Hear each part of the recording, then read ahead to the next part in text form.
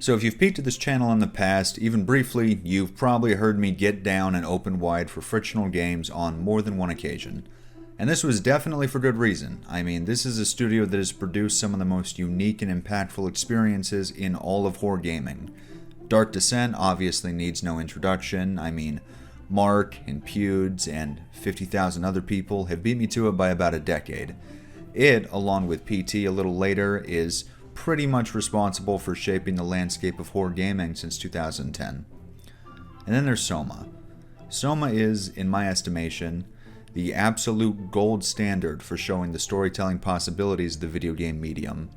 I wasn't even sure I was capable of empathy before I played this shit, and I don't think I've ever used the word masterpiece on this channel, but if Soma isn't a horror game deserving of that title, I really don't know what would be.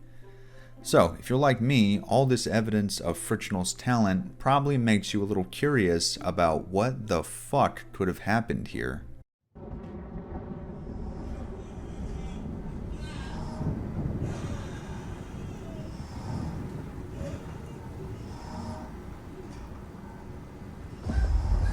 And I do want to be as fair as possible. My view of the game is more negative than positive, but Rebirth isn't without some merits. It falls flat in so many ways, but where I can't fault it for the most part is ambition. And to pay another compliment, a few of the issues that I and many others had with the game at release have been ironed out at this point, because Frictional is still one of the most amicable companies out there when it comes to pleasing fans. Okay, with that last general compliment out of the way, it's unfortunately time to slaughter our sacred cow, starting with gameplay. You took my only food! Now I'm gonna starve! Are you guys familiar with this crazy new technology, the matchstick? I'm assuming they've arrived in fucking Sweden by now, but at this point I can't be sure, because the developers seem to think a grown person is overburdened by carrying more than 10. This isn't a difficulty complaint, because light management in Rebirth really isn't very hard. It's more of an immersion complaint. It's just such a clear gamification that feels out of place in what's supposed to be this dark and absorbing trek. You remember how in Dark Descent you could carry as many tinder boxes as your little arms could scrounge up? And this worked because there was real scarcity at some points, especially if you weren't paying attention to your surroundings and giving light management the attention it deserved. I'm just not sure what was wrong with that system, and why it's been replaced with this retarded 10-match limit, with matches laying around everywhere to the point that you'll be close to fully stocked for most of the game anyway. And to some, this could possibly seem like a nitpick, but it's just so unimmersive. Not just because the limit makes absolutely no logistical or biological sense, but because it also further removes us from our character and presents that character as someone who doesn't give a fuck about having as much light as possible when it is literally what's keeping her alive and should be her #1 priority. We should take Bikini Bottom and push it somewhere else! Alright, this is a pretty minor one, but worth mentioning. Why in the name of fuck are the alien planet and the secret alien outpost littered with human matches and oil? Yes, humans have been there, but did they really walk through every nook and cranny, throwing matchbooks on the floor and hiding them in pots and shit? And then this weird, advanced alien civilization that is powered exclusively by Vitae still has torch sconces along every wall for you to light, again, with human matches. I've played the game through twice now. I don't remember seeing a single alien matchbook. And why this happened is obvious, right? I mean, they built the second-to-second gameplay around these light management mechanics, but then they wanted to spend half the game in crazy alien environments instead of Algerian caves. So what do? Yeah, aliens have torches too. And I guess they're prolific thieves who love fucking fire paraphernalia. And to be fair, if this was the only issue the game had, I wouldn't even mention it. But it lends itself to a broader trend of the developers not really trying to make an immersive experience. The sash ringing, the flash singing, the bash pinging, The ass-slinging slasher! So there's a specific example that I think serves as a decent microcosm for what the minute-to-minute atmosphere is like while moving through Rebirth. Pretty early on, you'll make your way to a fortress area and meander into a dark building. The finer details aren't important yet, but what is important is this is the place they introduce our first and most frequent enemy variant, the Ghoul. You'll see one skitter across the dark floor without being able to get a good look. You'll hear them in the walls and adjacent rooms. Their growing presence combined with the bleak, claustrophobic environment genuinely had me on edge. I was loving it. And then it all kind of went to shit. Once you find your way up to the second floor, they seem to be growing louder and more rambunctious, like they're closing in. Then you get a quick glimpse at one climbing up a wall inside the room you're currently trying to get into before it seems to vanish. And you go, oh shit. But the issue was, I ended up circling through this area several more times to complete the environmental puzzle, and every single time this little bastard would do his vanishing shtick. Not just that, but his little audio spike, even the distant sounds were identical every loop. I assumed I had bugged it out, so I reloaded a recent save to see if it changed, but no. The entire scene just continued looping. As you can imagine, at this point the entire sequence, the entire area, started to feel pretty cardboard. I have to pray this wasn't a conscious design choice, but given the rest of the game, it really wouldn't surprise me. Even though you have to assume that atmospheric sequences in horror games like this are fully scripted, I've never encountered one that was this lazy in concealing it. You guys know I hate to be dramatic, but watching this guy loop was like watching a unicorn be stabbed. The frictional formula in prior games was clearly very painstaking at points, so a little creative backsliding would be somewhat understandable, but this was far from the last sequence that just reeked of the developers, despite their talent, not really giving a shit. Alright, now the enemies. Enemy encounters in this game aren't really something to be, tactfully maneuvered around with proper timing and manipulation of the environment. Really, with the maze being almost an exception, but not really, there's 3 flavors to choose from. You got the fully scripted chase sequence that probably ends with you falling through the floor or some shit. You got the, oh fuck, they saw me automatically, run and hide behind a corner for a minute until the enemy despawns. And then you've got the move through a room while the enemy AI stays on a very clear walking path and just use the obvious environmental barriers for cover once or twice. These moments pretty much just play themselves. If you do end up getting caught, like I decided to here, you'll run into something very ugly though. You see, gone are the days of getting one free smack and then having to run away before the enemy hunts you down and finishes the job. Now they have to grab you and get up in your face and shake you up, and you have to fucking button mash in order to get away. I'm beyond fucking bewildered as to why they felt this was an improvement, and clearly they did, because this is more difficult to do from a programming perspective. It's more time and money down the drain. But does anyone actually disagree that this is and was always inferior? When an entity that is supposed to be horrifying and avoided at all costs makes a shitload of noise and gets right up in your face, only to show you that they're not as powerful as you were imagining, how does that do anything but degrade the horror and up the annoyance? When I'm looking at this and a couple other decisions the developers made, the only logical conclusion I can come to is by following the money trail. They say that truth and honesty will be rewarded with trust and forgiveness. I'm here to lay my cards on the table, to trim the branches of deception from the tree of life.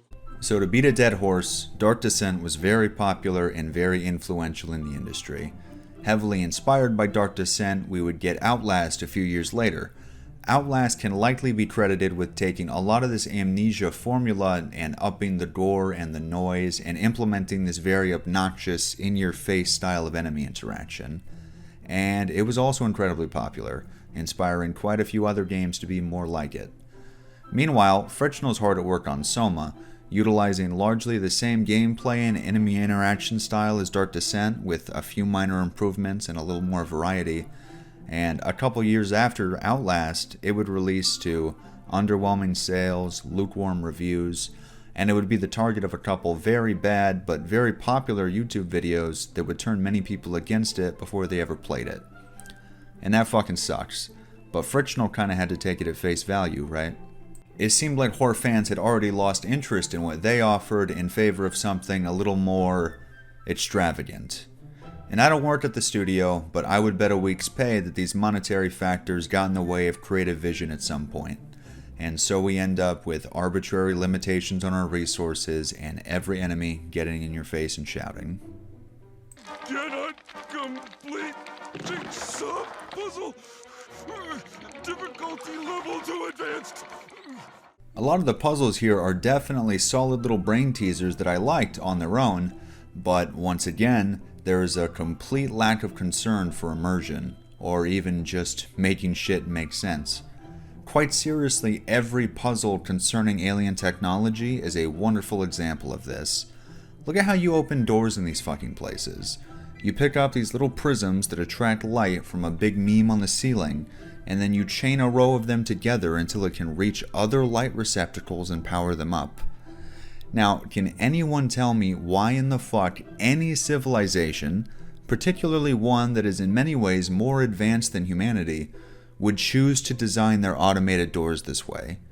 This is beyond nonsensical. Calling this retarded is quite seriously dehumanizing to the mentally handicapped, because if you asked them to build a door, they would make one better than these. And then there's the teleporters. You have to go into a separate room and crank these giant pillars so you can play 2 shape matching games and activate the light beam, then get the ceiling magnifiers turned into place so the light beam is focused. Then you get to push some big buttons and pull some levers. It comes together like a giant fucking baby toy. A toddler would be ecstatic to be in this cave. And like I said, as puzzles alone, I thought they were mostly fine. But they were very clearly designed as puzzles exclusively, with no actual thought given to the fact that this is supposed to be how advanced alien technology is operated. Don't listen to him, SpongeBob. Remember, ravioli, ravioli, give me the formuoli. Alright, this is just a little user interface commentary. The Notebook just seems like it was a good bit of extra work compared to the very video gamey style of Frictional's other inventory screens, but not only was it wasted effort, it feels like a downgrade. I know that our protagonist is a professional drawing lady, like that's her job, and good for her, it sounds like a lot of fun, but I'm really struggling to see what value all these little sketches offer to the atmosphere of the game. I got nothing. It just seems like they wanted to let someone at Frictional show off their drawing skills. What was good about these older interfaces was that you never even thought about them, so they didn't actually take you out of the game, because Frictional knew that this would dampen immersion. But in Rebirth, we have this massive, bright white notepad in our face every time we need to fuck with our items.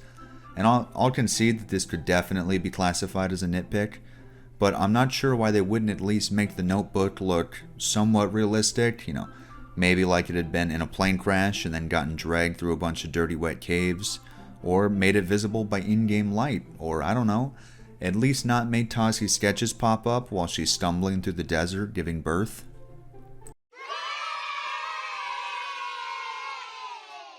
And finally, we land on story. This section will contain major spoilers, so if you don't want to hear any of those, but somehow you're still here, hey, that's super cool of you, but you should probably dislike the video, leave 5 negative comments, and then come back later. For everyone else, I'll run through a very heavily abridged summary of Tassi's journey, and then we'll get a little more specific. If you already know the lore and aren't interested in the recap, the timestamp to skip to will be on screen. Tassi Trianon and her husband Selim, still mourning the relatively recent passing of their young daughter Alice to a debilitating, incurable disease, volunteer for an expedition to some Algerian caves for some mining and spelunking and other cave activities. Their shitty plane crashes, and with a couple crew members injured, including Selim, Tassi and the rest of the gang trek out for help while they leaving the others in what they hope is a safe spot.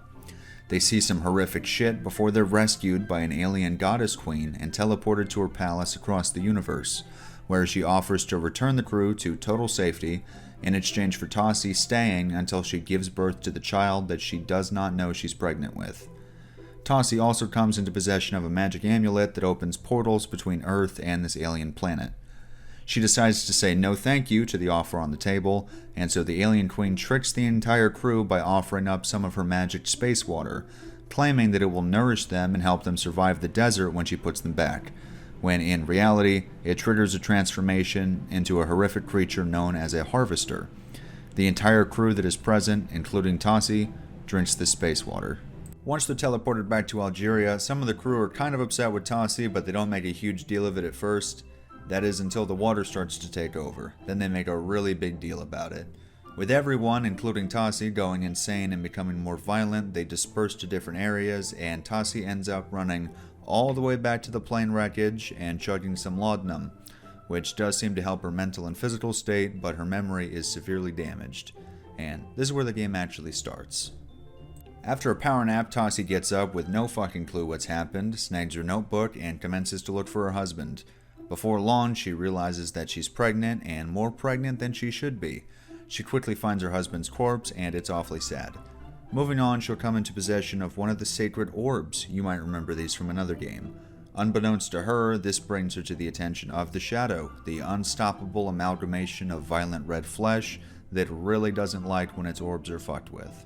From there, she'll embark on an epic journey between various caves, secret alien hideouts on Earth, and this dead alien planet, where thousands of humans have been kidnapped and are kept in a cycle of perpetual torture in order to produce vitae, which keeps the alien queen alive. Tassi will encounter the majority of her crew throughout the journey, some of them corpses, some of them harvesters, and some of them just plain assholes. Tassi will also learn that her unborn daughter is afflicted by the same disease that took Alice, and the alien queen will state that she can only be cured through vitae life support. There will be a small number of moral choices alongside scripted violent outbursts, which signal that Tassi is coming closer to transforming. Towards the end of the journey, she'll learn of a plot to kill the queen by injecting the red flesh into the queen's vitae feeders, which will completely fuck this planet into the dirt. It's also not until the final sequence, right after Tassi is given birth, that she recovers the final relevant memories and knows for certain that the queen is responsible for the horrors that have befallen her team, amongst many others. And so there's a final set of choices. You can give the alien queen your baby to raise as her own while you accept your awful fate. You can flee with your child through a portal back to Paris, though under less than ideal circumstances. And you can finish the plot to kill the alien queen with the red flesh, Tassi and her daughter dying alongside the rest of the planet. There we are. That's Amnesia Rebirth. So most non-fans of Rebirth, among which I can probably be counted, didn't like this story at all. But I feel like there's room for a caveat. It's certainly not great as a video game story, or at least not in the way that Frictional chose to tell it, because Tassi's personal story is like the dumbest shit going on here. The actual bones of the world they created are pretty interesting though. An entire planet powered exclusively by vitae is such a wild, awful fucking concept that should have weighed really heavily on the moral questions of the game. The fragmented story of how this alien planet died, the alien plot to kill the queen and stop the atrocities being committed, the research behind better vitae extraction, the ghoul takeover of the Algerian desert, and the plight of the people who were killed in their wake. Like, if this was a novel, I would want to check it out. But unfortunately, it isn't. It's a game. And a game that took what I can so clearly see the potential in and squandered it. I want to start with what is pretty clearly the most interesting moral dilemma in the game. Shortly after learning that her unborn daughter is sick, the queen tells Tassi that she should torture this random helpless guy to produce some vitae and it will cure her. You can either do this or just leave. Now to me, this actually wasn't very interesting. So here's this fucking blue lady, and at this point you can't be 100% positive that she's the cause of all your problems, but you should definitely have a suspicion. But out of simple kindness, she tells you that your daughter will be cured and everything will be wonderful if you just horrifically torture an innocent person. And you can't even just push a button, you actually have to stare at him while you set up the torture machine and choose from like 3 different torture options. And I said absolutely not. There is no reason to trust this lady. And it would turn out, as far as I understand, that I was correct, and neither choice has a real impact outside of whether a guy gets tortured. But I peeked at the achievement statistics on Steam, and I saw that you wild gamers are actually 3 times as likely to choose to torture the guy. Whether this is the result of morbid curiosity or a genuine hope that the baby would be cured, I can't be sure, but the fact of the matter is that the dilemma was genuinely divisive, and I'm actually in the minority. And I can see the room for a difference of opinion in this choice much better than I can at the ending. The dilemma at the end of the game is about on par with the moral quandary of, do I blow up Megaton for no fucking reason? Like, alright, let's actually review our three choices. The first is to just succumb to your shitty fate and give the queen your daughter so she can grow up on this dead planet with a psycho for a mom surrounded by horrific monsters. The second is to beeline back to Paris, knowing full well that you'll be turning into a harvester eventually and your daughter will almost certainly die of an awful disease. Both of these options still leave thousands of people to be tortured until the end of time, by the way. Then there's option 3. Kill this awful bitch and end the perpetual suffering she's caused for countless people, sacrificing you and your daughter, who never had a chance at a real life anyway, in the process. Now, how, in any way, could this possibly be a hard choice? And the worst part is, it wouldn't have even been that hard to make it far more compelling. Alright, here's an idea just off the dome. Don't present every single inch of the alien planet as a horrific hellscape with no redeeming qualities.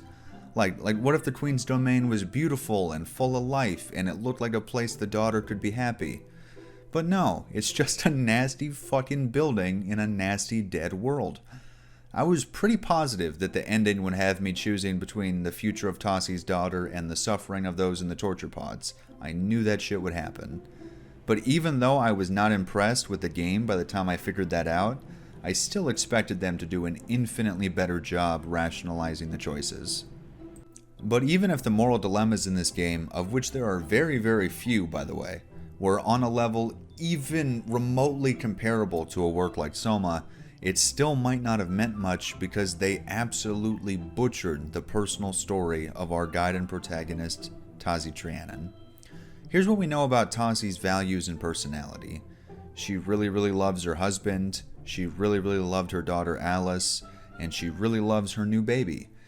She's unfortunately not much of a human being beyond these characteristics.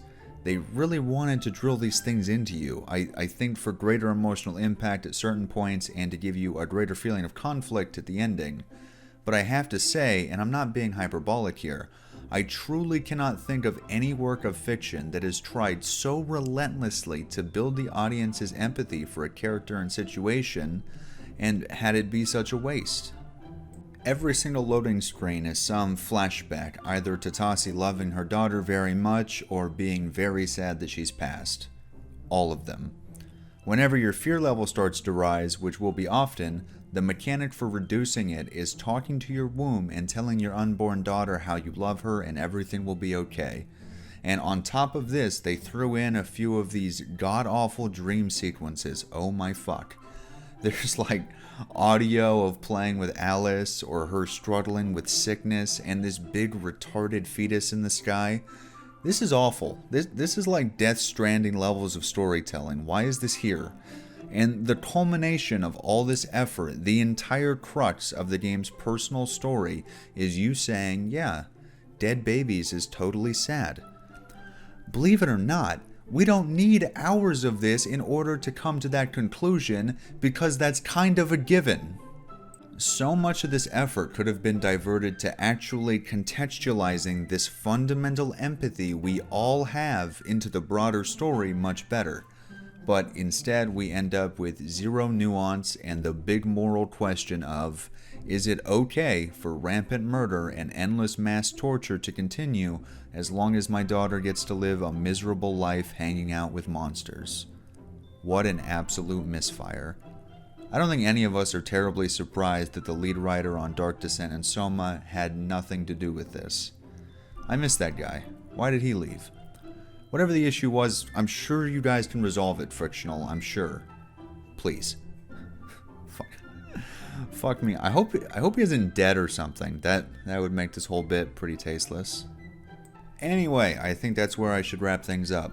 There are a few other things I thought about touching on, but I think it would really only amount to the same criticisms being repeated in new ways, and this video's probably going to be a little bloated as is. And with all of this said, I still believe in Frictional. I'm still a fan. And it's not fair to call Rebirth outright terrible so much as disappointing. This just feels like an amateur imitation of what I know Frictional can do.